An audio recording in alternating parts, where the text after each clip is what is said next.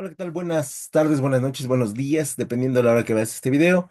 El día de hoy vamos a continuar con nuestro tema número 2, que se hace llamar el análisis de puestos. El día de hoy, bueno, continuando con el temario, estamos en el tema número 2 y vamos a darlo por terminado en su parte número 2. Decidimos por cuestiones de número de temas cortarlo a la mitad y también considerarlo así porque, bueno, la cantidad de información pues es mucha y teníamos que explicarlo bien, aunque posiblemente por ahí hicimos muchas definiciones de el análisis del puesto, pero al final lo creímos convenientes, ¿no? Esperemos no hayamos saturado de definiciones de este punto y sin más, bueno, pues vamos a comenzar. Y nuestro primer tema va a ser la estructura del análisis del puesto, ¿no? Donde básicamente nosotros lo que pretendemos es establecer dos funciones básicas. Para poder diseñar un puesto, para poder analizar un puesto, para poder evaluar un puesto de la forma más objetiva posible, primero tenemos que diseñar cuáles son las tareas que tiene que realizar y cuáles son las características que la persona debe tener para desempeñar ese puesto. Si nosotros no tenemos estos dos elementos, pues prácticamente estamos fuera de la jugada y fuera de la estructura básica de un análisis de puesto. Cuando hablamos de la estructura básica, pues nos referimos a elementos que todos los puestos deben tener y todos los puestos deben tener un conjunto de tareas y todos los puestos deben tener unas características sobre las cuales nosotros los vamos a contratar. Bajo esta perspectiva, pues sería imposible que si estamos ofreciendo un puesto de trabajo, ese puesto de trabajo no tenga lo que requiere la persona para poder dárselo y el conjunto de tareas que esa persona tendría que realizar. Bajo esta perspectiva, entonces, una estructura de análisis se fundamenta prácticamente en dos cosas, ¿no? Y estas dos cosas se pueden ampliar en muchísimos segmentos, se pueden ampliar en muchísimas áreas o se pueden reducir tanto como las necesidades de la empresa lo requieren. Por lo tanto, el análisis de puesto es un proceso que permite conocer los requisitos que debe cumplir una persona para ocupar un puesto de trabajo y para ello se estudia el puesto y se determinan las actividades, responsabilidades, calificaciones, habilidades y condiciones que se requieren en el trabajo. Si nosotros no tenemos estas características, es impensable que nosotros podamos hacer un esquema de gestión, de análisis del puesto correctamente, ¿no? Y esto lo digo no por las empresas grandes, no por las empresas medianas. Me refiero a aquellas empresas tan pequeñitas, que sí requieren de un empleado, pero que nosotros no tenemos la preparación técnica y los conocimientos mínimos de administración de recursos humanos. Y sí los deberíamos de tener basado en dos cuestiones, ¿no? Que acabamos de mencionar. Y estas cuestiones son básicas para que nosotros podamos considerar a una persona que está en posibilidades de ocupar una plaza, un puesto de trabajo en nuestra empresa, negocio, emprendimiento, cualquiera de estas cosas que nosotros deseamos ponerle un nombre, ¿no? Lo cierto es que tenemos la posibilidad y el elemento económico para ofrecer trabajo, ¿no? Cosa que no siempre es posible. Y en ese sentido, algunos elementos que se incluyen en el análisis del puesto son, pues obviamente, el nombre del cargo, el objetivo del puesto, el lugar de trabajo dentro de la organización, ¿no? Porque aunque parece increíble, hay personas que dependiendo del lugar determinarán si lo quieren o no, ¿no? Y están en todo su derecho, ¿no? De determinar, oye, sabes que yo en un área que haya mucho ruido, yo no quiero trabajar, ¿no? O yo no quiero trabajar en un área donde haya un calor extremo, ¿no? Como en las empresas que se dedican a la fundición de cualquier metal. Oye, sabes que yo no quiero trabajar en donde hay lugares, donde hay olores muy fuertes, ¿no? No se te da, ¿no? Y así nos vamos, ¿no? Entonces sí es importante que le digamos, mira, el puesto de trabajo es para esta área y en esta área pasan estas cosas. Luego tendríamos el perfil profesional en el caso de que lo requiera. Y luego tendríamos los conocimientos y experiencias requeridos, ¿no?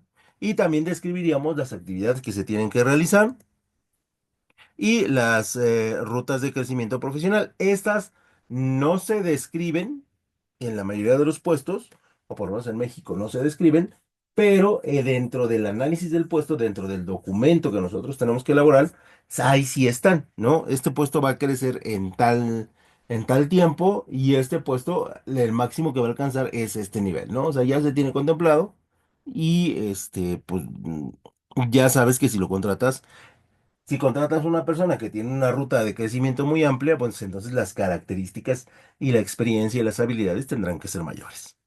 Y también las herramientas a utilizar para la ejecución de la tarea, ¿no? Maquinaria especializada, equipo especializado, programas especializados, cosas que en general, idiomas que deberíamos de tener, cosas que normalmente se necesitan. Y finalmente, el objetivo de análisis del puesto es tomar decisiones para aumentar la eficiencia y la productividad de la empresa. Porque lo estamos haciendo bien, porque lo estamos haciendo bajo las características que se nos están diciendo. Dejamos atrás ese tema y hablamos de los métodos de descripción. Y dentro de los métodos de descripción vamos a tener que los métodos y ejercicios para el análisis de puesto, pues es la descripción específica del puesto, como ya habíamos señalado, las decisiones de compensaciones, que tienen que ver con cuánto le vamos a pagar a partir de las cosas que él hace, las evaluaciones de selección, que es qué elementos debe cumplir sí o sí el trabajador para que pueda continuar en la empresa, y también tendríamos que hacer, pues obviamente observaciones, aunque no necesariamente se las tenemos que decir, pero sí comentarle que pues va a estar en su semana de evaluación y que aunque pues no se dé cuenta que lo observamos, sí lo estemos haciendo, ¿no? Para ver cuáles son sus actitudes en relación a el trabajo y a sus compañeros, ¿no? También vamos a realizar entrevistas y normalmente esto se hace cuando el equipo de trabajo tiene alguna diferencia o diferencias muy fuertes y tratamos de que pues esas diferencias sean las menos posibles. Y luego tenemos los elementos de cotidianidad, cómo es que él reacciona a la cotidianidad del trabajo, ¿no? Hay personas que, parece increíble, pero hay personas que la rutina los mata. ¿No? Y en el buen sentido de la palabra, ¿no? O mejor dicho, la rutina les aburre muchísimo y en lugar de ser productivos cuando todo está tranquilo, son menos productivos. Hay gente, y es increíble, que cuando la presión es muy fuerte, ¿no? El tiempo es muy corto, es cuando más productivos son. No sé qué enfoque psicológico sea pero sucede, ¿no? No debería de pasar, ¿no? Y deberíamos ser productivos cuando la cosa está tranquila, pero resulta ser que no lo somos. Y entonces son algunos elementos y métodos que vamos a desarrollar para hacer un análisis del puesto más correcto. Y aquí dice que la descripción de un puesto y las especificaciones de un puesto son documentos que brindan información sobre la responsabilidad, tareas, habilidades y condiciones laborales de un puesto específico de una organización, ¿no? Y todos los puestos la deben de tener, no hay excusa, no hay pretexto. Y en ese sentido, la descripción de puesto es un documento que detalla las tareas y las responsabilidades que todo trabajo debe tener, ¿no? Y dentro de las especificaciones del puesto, y yo creo que lo dije mal, especificaciones, hablaríamos de los requisitos que se deben cumplir para ocupar un puesto, ¿no? Y obviamente también la contraparte que la empresa le va a otorgar al trabajador, que sería el paquete de prestaciones, el salario y pues algún otro bono o elemento especializado. ¿No? Que se pudieran dar. Pues en ese sentido, sí es importante que nosotros desarrollemos todo el conjunto para que a la hora que las personas soliciten el trabajo, pues nosotros podamos darles la información pues muy detallada y bien, sobre todo bien explicada, ¿no? Porque en muchas ocasiones, y muchas empresas lo hacen, no establecen el salario, ¿no? Y el salario sí es una herramienta que, o es una toma de decisiones que le permiten a la persona decir, si me quedo, no me quedo, ¿no? O sea, no entra dentro de los parámetros que yo estoy buscando y por lo tanto, pues no lo quiero, ¿no? Y en ese sentido, las decisiones de compensaciones o salariales son las acciones que se toman para la remuneración de los empleados y ofrecerles condiciones favorables a cambio de su trabajo, ¿no? Y yo digo, he sostenido durante más de, yo creo que 20 30 videos, que al trabajador hay que pagarle lo justo, ¿no? Lo justo y también aparte de lo justo, pues hay que pagarle lo mejor que la empresa le pueda pagar, ¿no? Hay ocasiones en que eh, eh, a lo mejor la empresa quiere pagar más, pero no puede, o sea, simplemente los números no dan, ¿no? Y hay ocasiones en que la empresa puede pagar más y simplemente no lo quiere dar, aunque los números den de sobra. Y es ahí donde tenemos el problema, porque al final vamos a tener empresas que escatiman la retribución, pero exigen la entrega, el dinamismo y la creatividad de su trabajador. Y entonces ahí son procesos que están viciados de entrada y que por lo tanto pues, no nos van a dar el resultado, ¿no? Y así pasarán generaciones y generaciones de trabajadores y nunca vamos a encontrar el equilibrio entre estos dos elementos porque finalmente no lo estamos desarrollando, no lo estamos inspirando. Por lo tanto, las compensaciones pueden ser de tipo económico, ¿no? Como el salario y los bonos o en especie, como los seguros médicos, ¿no? Por ejemplo, para algunos puestos importantes, el estacionamiento, que por ejemplo para la CDMX debe ser algo, hiper necesario, ¿no? O sea, si voy a trabajar cerca del centro o en Santa Fe o por estas zonas, tener un lugar de estacionamiento es una prestación que pues me salva la vida, ¿no? Materialmente. ¿No? También pueden ser incentivos como la flexibilidad de horarios o los planes de carrera. Todos estos son compensaciones que nosotros les vamos a otorgar a los trabajadores como parte del clima laboral, como parte de las filosofías que nosotros tenemos de la empresa y como parte de los sistemas, obviamente, de compensación.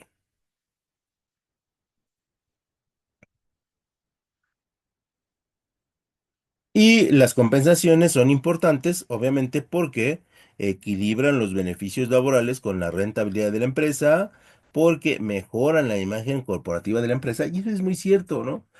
Nosotros, seguramente, bueno, todos en nuestra generación o todos en nuestro tiempo, decíamos, quiero trabajar en esta empresa porque dicen que pagan muy bien, ¿no? Quiero trabajar en esta empresa porque los salarios son altos. Quiero trabajar aquí porque seguramente aquí pagan muy bien.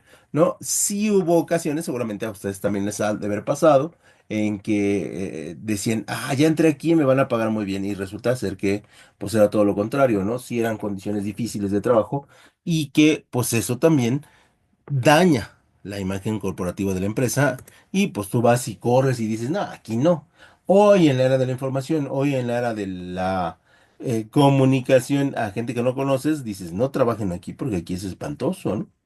O sea, realmente es un lugar muy, muy feo para trabajar.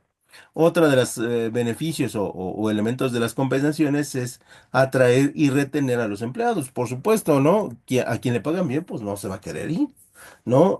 Satisfacer las necesidades materiales de los empleados como parte del salario y las compensaciones y promover un sentido de lealtad y fidelidad hacia la empresa. Entre comillas, ¿eh? Entre comillas, porque pues finalmente el salario no es un regalo, es un vínculo, ¿no? Es un contrato. Y ese contrato se establece en la relación de yo te doy mi conocimiento, mi habilidad, mis actitudes y mi experiencia laboral y tú, pues, en, en retribución, pues estableces un salario que es el que más que puedes pagar, ¿no? Entonces, aquí por eso decimos que entre comillas el último. punto, ¿no? Luego dice que las evaluaciones de selección son pruebas que se realizan a los candidatos durante un proceso de reclutamiento y selección para determinar si son aptos para el puesto de trabajo y de la cultura organizacional, que esa es la más importante, ¿no? Puedes no tener tanta experiencia en el trabajo, porque pues a lo mejor vienes de otro ramo o de otra actividad empresarial, o a lo que me refiero que tu empresa donde trabajabas tenía otro giro y otra actividad, pero pues la necesidad te hace buscar otras alternativas, ¿no? La tomas y dices, pues necesito no sé mucho, pero quiero aprender. Y entonces las empresas dicen, órale, adelante. Pero con lo que sí debes estar muy atento y muy pendiente es con el tema de la cultura organizacional, ¿no? ¿Por qué? Porque hay ciertos elementos que el empleado debe tener como parte de su cultura que se ha desarrollado en los diferentes trabajos donde ha estado y que si son compatibles, en teoría no debería haber tanto problema para la adaptación y para cierto tipo de resultados que se tendrían que ver de inmediato, ¿no? Y entonces eso sí, las empresas lo buscan hoy cada vez más porque es una herramienta que, bueno, nos ayuda a que el clima laboral y que las relaciones laborales sean mucho más ligeras, mucho más agradables y sobre todo tengan la capacidad de que el empleado no se sienta frustrado o incómodo y que pues pueda trabajar de la mejor manera posible, ¿no? Entonces, en ese sentido, es importantísimo que nosotros evaluemos la cultura laboral que tiene el trabajador, que en México se deja pues un poquito de lado, ¿no? Luego hablaremos de la evaluación la evaluación de selección puede incluir pues las pruebas profesionales, las pruebas de aptitud, las pruebas de personalidad, las dinámicas de grupo y las evaluaciones de respuesta del candidato en una entrevista. Estos elementos son básicos en el momento en que nosotros estamos probando las habilidades, las capacidades del seleccionado para ocupar la plaza. Y pues hay ocasiones en que tiene mucha experiencia, muchas habilidades, pero sus pruebas de aptitud o de personalidad resultan ser no ideales para la empresa. No para todas las empresas, sino para la empresa a la que está, a la que se está candidateando. Y entonces, pues a lo mejor ahí la empresa decide no contratarnos porque no somos compatibles con su filosofía de vida o con la filosofía de vida de la empresa, por ponerlo más exacto. Entonces, estos elementos sí son, se deben tomar en cuenta mucho y deben ser elementos, pues primordiales a la hora de que nosotros estamos contratando, pues, a un nuevo personal, ¿no? Y bueno, pues esos elementos son los que determinan en buena parte si te quedas o no te quedas, ¿no? También hay el otro extremo, donde eres amigo del dueño, o eres primo del gerente, eres hijo de algún puesto fuerte, y entonces, pues, por más pruebas que te hagan, vas a salir siempre bien. En ese sentido, el objetivo de la evaluación de selección es, como su nombre lo dice, evaluar las competencias, habilidades y características de los candidatos, como las habilidades cognitivas, ¿no? Cómo es que vincula lo que él conoce contra el trabajo que está desarrollando, los rasgos de personalidad que se ajusten a la cultura y a la filosofía de la empresa, las competencias técnicas, ¿no? Que esto es para todos los puestos. Si te piden saber sumar, pues es una competencia técnica que, aunque parezca muy simple, a veces no todos pueden hacer mentalmente, ¿no? O incluso ni siquiera lo pueden hacer manualmente, ¿no? Ya si les pones una calculadora, pues es muy fácil. Las habilidades interpersonales, ¿no? Cómo se vincula esta persona, y cómo es que puede generar un clima agradable con sus compañeros, ¿no? Hay personas que físicamente son muy atractivas, pero que personalmente o interpersonalmente, este, pues dan los buenos días y las buenas tardes, ¿no? Porque no generan un clima organizacional que se preste para que tú puedas convivir con esa persona, ¿no? Y eso, lejos de beneficiar a la empresa, sí termina por, perjudicarla, ¿no? Porque la persona se siente muy especial y tiene todo el derecho de sentirse así, pero pues nadie le habla, nadie la trata, y cuando nadie la trata y ni nadie le habla, pues entonces se crea una sensación de incomodidad para el trabajo. No solamente para la persona que es muy atractiva, sea hombre o mujer, sino pues, para todos en general.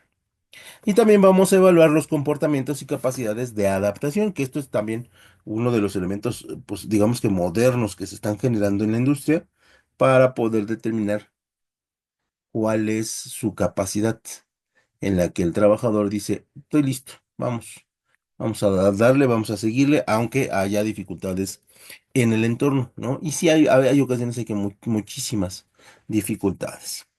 Luego tenemos la etapa de análisis del puesto, y dentro de la etapa del análisis del puesto vamos a tener las siguientes características. Tendremos las etapas básicas, que es la planeación, la ejecución, la evaluación y el control, donde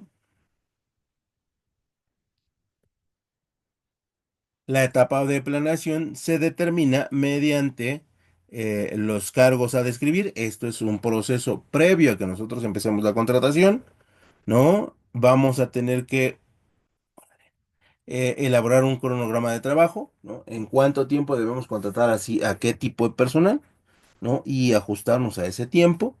Y también tendremos que establecer qué métodos vamos a elegir para determinar al mejor candidato, ¿no? Esto desde el punto de vista de la planeación y la posición del cargo dentro de la estructura orgánica. Esto es planear y esto es tener en cuenta a todos los elementos que se van a ver involucrados en la empresa. Luego tendríamos que el análisis de puesto es un proceso que permite identificar las tareas y responsabilidades, y su objetivo es estudiar y determinar los requisitos, responsabilidades, condiciones del puesto, ¿no? Que eso sería la parte que nosotros estemos buscando. Y luego, para realizar el análisis de puesto de trabajo eficaz, podemos establecer, primero que nada, las responsabilidades laborales. Luego, investigar al puesto, y aquí investigar el puesto es las actividades que el puesto tiene que hacer en su totalidad, eh, similares en otras industrias. Esto con la intención de que podamos, pues, estar claros en lo que va a hacer. También tenemos que realizar observaciones directas, aunque estas aquí el empleado ya está trabajando, y en teoría, pues ahí va como a ciegas, ¿no? Porque finalmente si es una empresa de nueva creación, pues se intuye qué es lo que tiene que hacer, pero no se está seguro. Después de un tiempo tendríamos que hacer entrevistas de trabajo para identificar si el nombre del puesto y las actividades corresponden con lo que el empleado estaba haciendo, que eso a veces no pasa muy seguido, pero sí pasa, y luego utilizar pues cuestionarios, ¿no? Muy necesarios para desarrollar un enfoque. Y en ese sentido, los objetivos del análisis del puesto se van a dividir en objetivos de análisis, donde vamos a conocer las características del puesto y las competencias necesarias para cubrirlo. Vamos a definir las responsabilidades y autoridades de los que ocupan el puesto, y